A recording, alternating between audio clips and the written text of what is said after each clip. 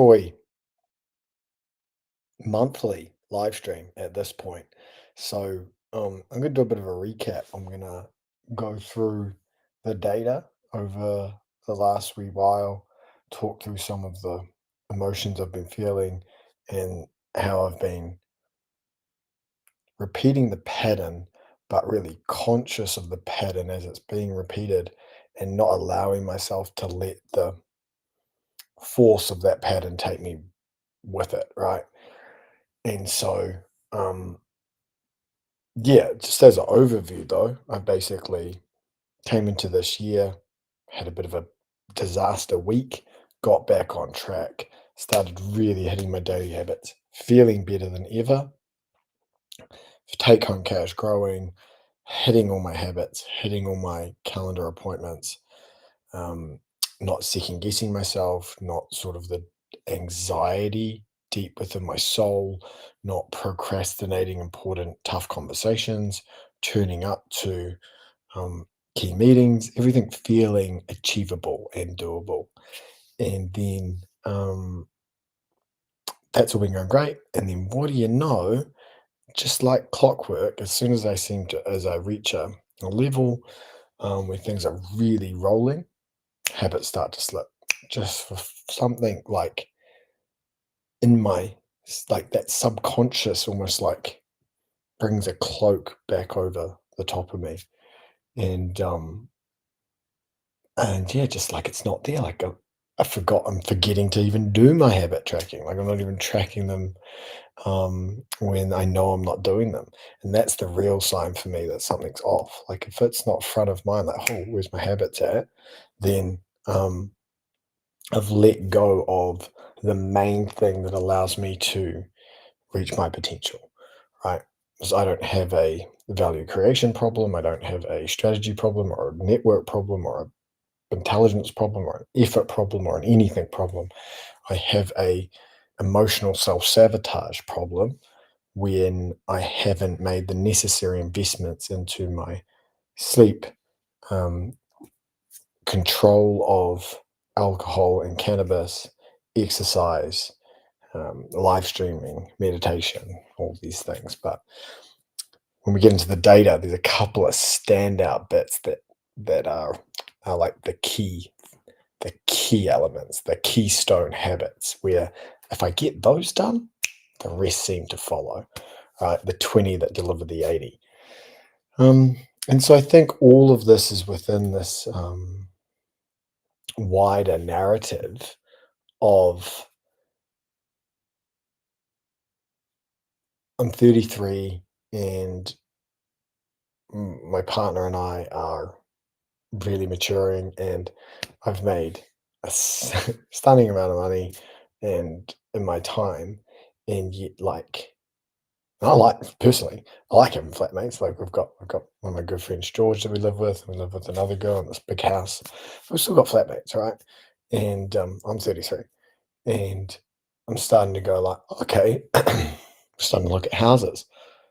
Houses we want all $2 million price range. Okay, that's 500,000 deposit. It's doable. Um, we want to travel. We want to live abroad. We live in New York. We want to live in Hawaii. Maybe Cape Town, the Philippines, a little bit cheaper, but New York and Hawaii to do that the way we want to do it on the Upper West Side or the Upper East Side, that's going to be a significant amount of cash.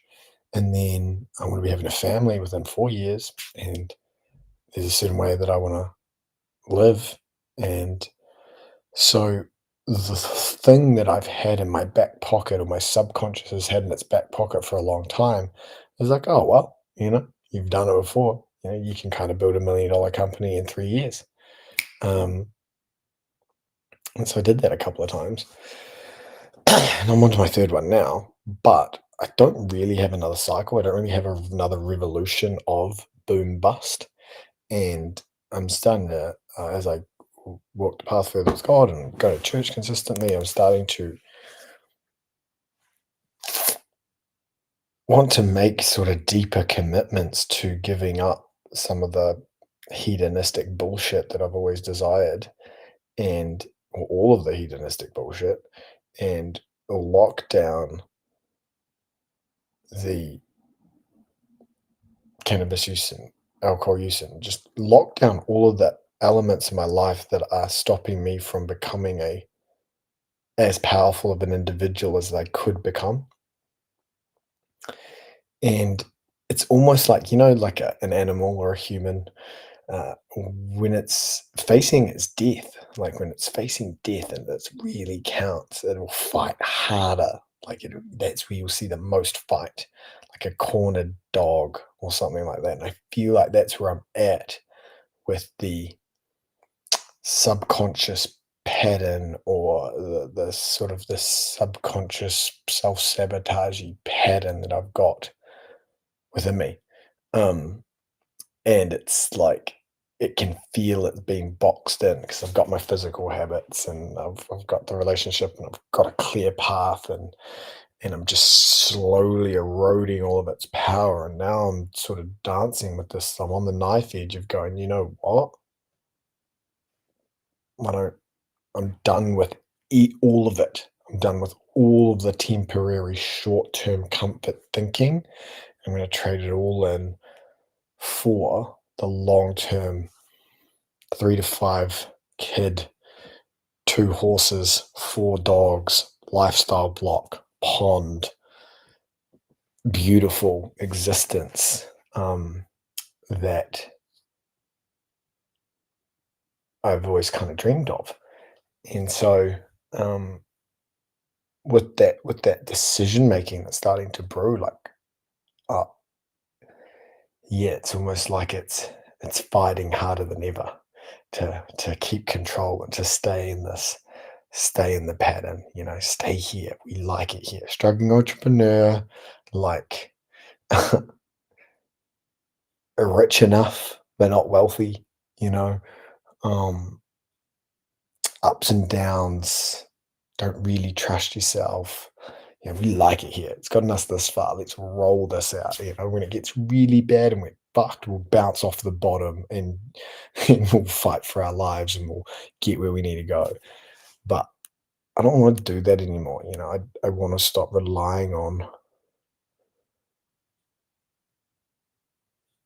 I want to stop using the desire to survive as like a catapult that sends me into achievement.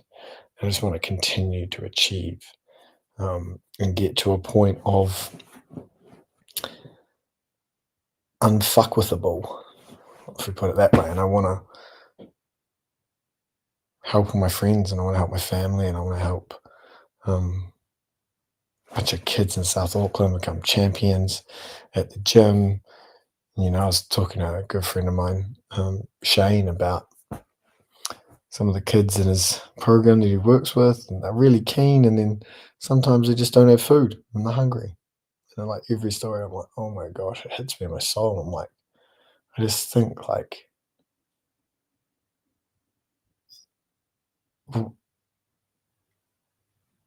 if you did make these commitments to yourself and you upheld them and you made the short-term daily sacrifices, then you'd be able to do everything you want, and you'd be able to look after these huge swaths of like underprivileged or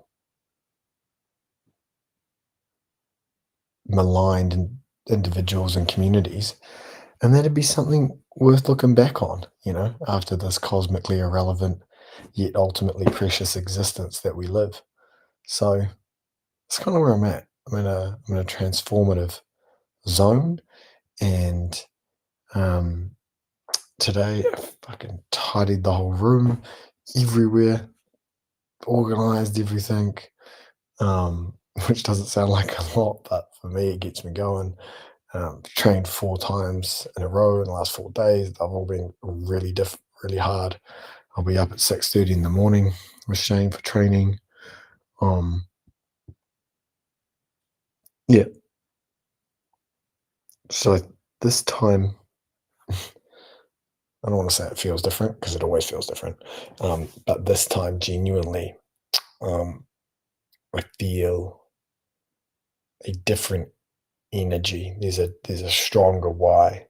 There's a stronger, definitive. I always had the ethereal picture of a family. Now I've got a strong, definitive why with a timeline that needs to be hit. So I'm going to use that. I'm going to use that, and I'm going to back it up with the habits that I need to back it up with in my life to achieve some bloody good outcomes.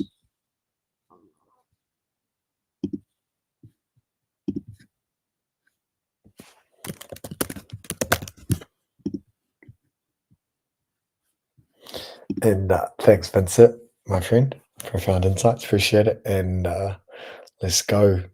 How do I say that? Siamanu? Yeah, but I appreciate you tuning in. It's really cool, guys. So let's get into some fucking data here where we can track everything. And this has been the real key thing that's, I guess, it's the mechanism I'm really using to change my life. So if we go back and we zoom in here, and just as a bit of a recap for this sheet, guys, I have, we basically have how we're feeling. I have two metrics, one qualitative, how I'm feeling, one quantitative, what was my take home cash in that month. And then what I call these the outputs.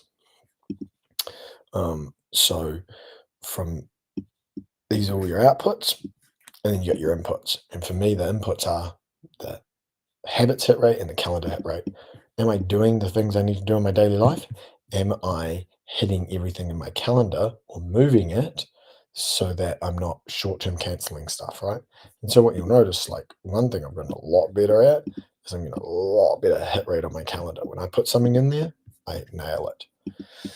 I mean, so my habits here are prayer, sleep early, getting to bed before midnight, cannabis, alcohol, screen time. So it's kind of like these are investments.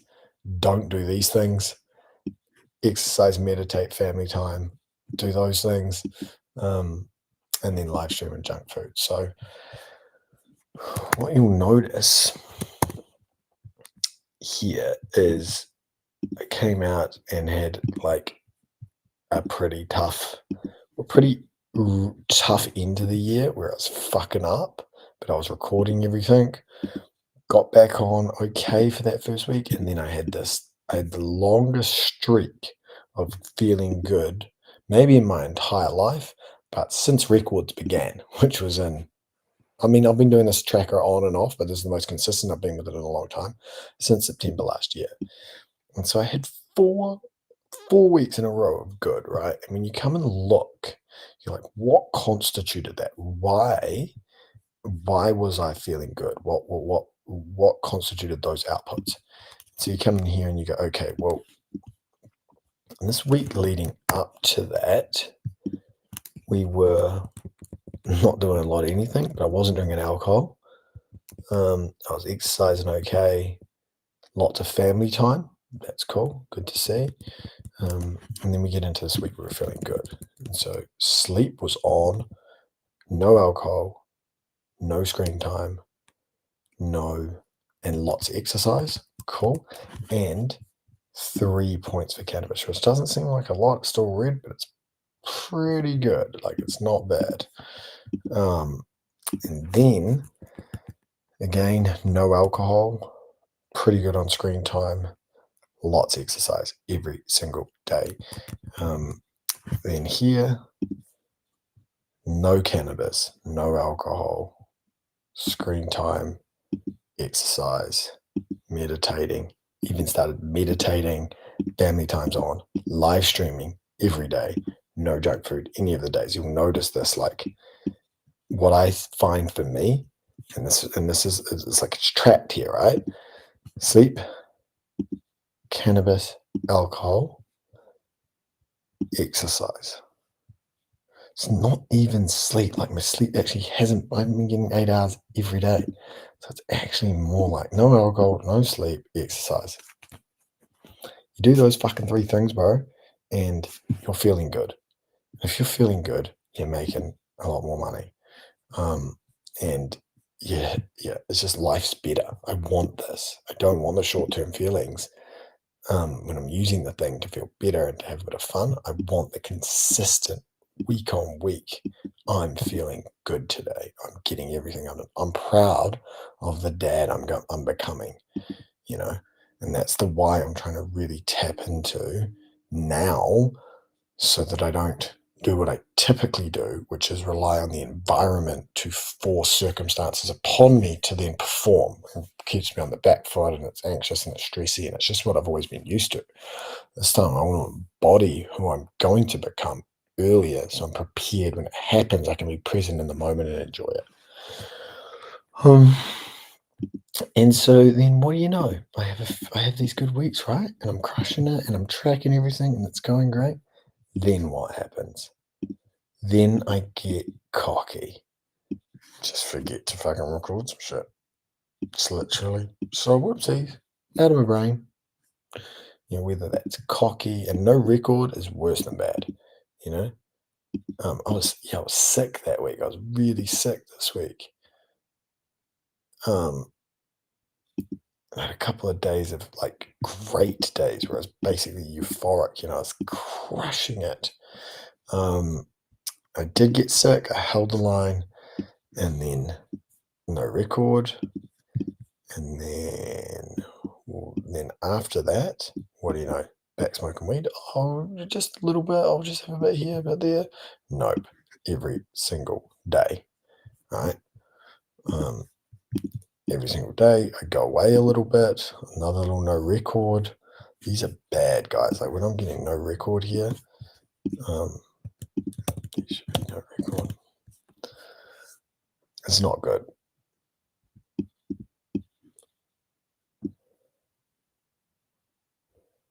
It's actually a bad week. Not an okay week.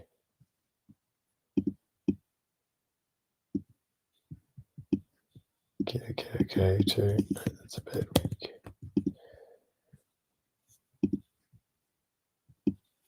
Good. No record. Okay, bad.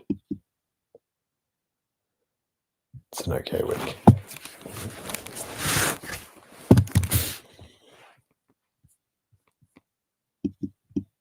No, this one is okay.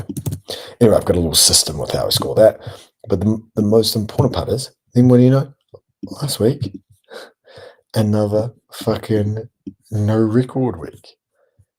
Cannabis every day, alcohol on and off, lots of screen time, not exercising almost at all, despite the fact I've taken a kickboxing fight, wild, not live streaming at all, smashing junk food, not meditating at all.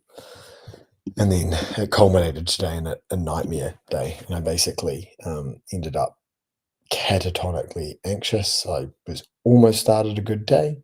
And then I ended up just avoiding everything and quit the day basically until I reset at about 4 o'clock. And I'm using this micro bounce.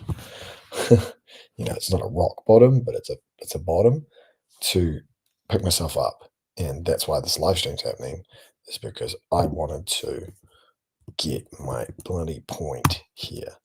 And so now I've alcohol today, cannabis today. I'm going to be going to sleep early. We'll see what happens with the sleep. Prayed today, which is great. Screen time, no. Big -1. Horrible.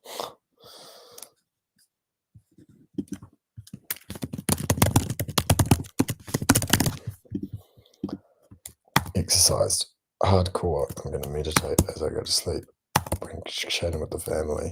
No junk food. So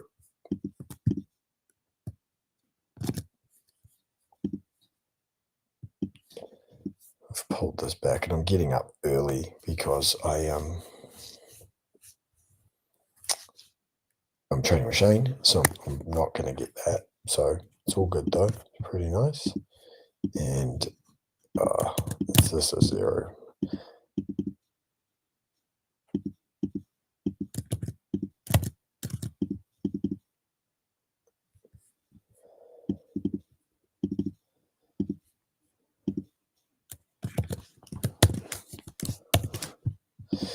That's a 0% day there. But what this has done for me is it's given me an ability to break my pattern because I'm conscious now and I know what I'm trying to achieve in my life and I know where I'm at. This data, like coming back here and going, okay, I feel like this, and I'm doing these. Actually, it's as simple as that, really. I'm sure a spreadsheet wizard would be able to help me better correlate the inputs and the leading indicators. I bet I could put this through an AI system and get some really good data. But with my caveman analysis, these here, like this good feeling started when I started to cut back. No alcohol, I'm exercising. I mean, it's not rocket science either, but this level of quantitative data for me, it gives me something to go like, oh, okay, what do I do? Oh, and I've been having thoughts like, you know, you need to start an agentic e-commerce podcast and block out all your Mondays. E-commerce is dead. You better pivot. Your business sucks. Like, I have a habit of taking drastic, big maneuvers, big swings at a moment like this, despite the strategy, the structure, everything we're doing in the business making complete sense and working and only getting better and better. We're making more and more money. We've swung our net profit by like 100 grand. We're losing 50 grand a month this time last year. Now we're making 50 to 80 grand a month, right now. And we could be making 150 within 3 months if we just do some simple things that we're already in line doing. So it's about actually understanding that the only thing that has changed is me. Everything else is there. And what I need to do is just come home to my habits, come home to my simple daily habits. And if I do those, I'll feel good. And then we'll make any decisions off the back of that. So, yeah, that's where we're at. That's what we're doing. And it's been my pleasure to share this. And it was really nice. It was really cool. I'm really grateful for everyone that listened and watched and engaged. I will see